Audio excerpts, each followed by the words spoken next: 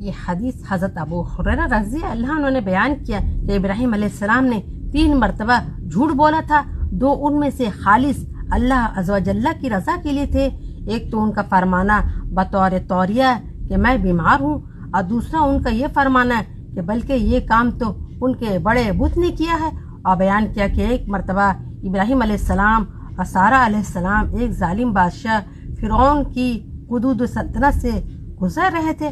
بادشاہ کو خبر ملی کہ یہاں ایک شخص آیا ہوا ہے اور اس کے ساتھ دنیا کی ایک خوبصورت ترین عورت ہے۔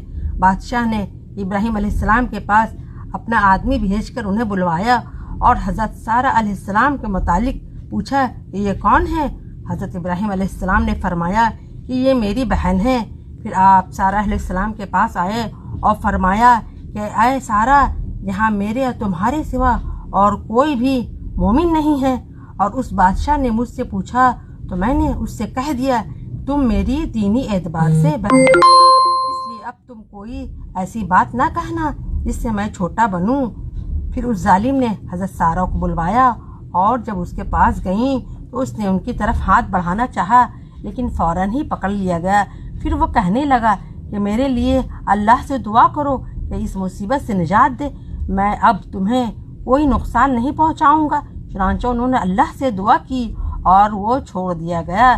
لیکن پھر دوسری مرتبہ اس نے ہاتھ بڑھایا اور اس مرتبہ بھی اسی طرح پکڑ لیا گیا، بلکہ اس نے بھی زیادہ سخت، اور پھر کہنے لگا کہ اللہ سے میرے لیے دعا کرو، میں اب تمہیں کوئی نقصان نہیں پہنچاؤں گا۔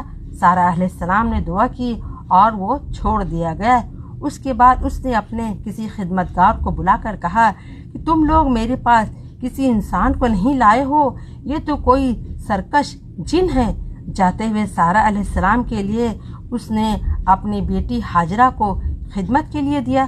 جب سارہ آئیں تو ابراہیم علیہ السلام نماز پڑھ رہے تھے۔ آپ نے ہاتھ کے اشارے سے ان کا حال پوچھا۔ انہوں نے کہا کہ اللہ نے کافر یا یہ کہا کہ فاجر کے فریب کو اسی کے منہ پر دے مارا اور ہاجرہ کے خدمت کے لیے دیا۔ ابو ہریرہ رضی اللہ نے کہا کہ اے بنی ما سماؤ، اے آسمانی پانی کی اولاد یعنی اہل عرب، تمہاری والدہ یہی حضرت ہاجرہ علیہ السلام ہیں۔ صحیح بخاری حدیث نمبر 3358۔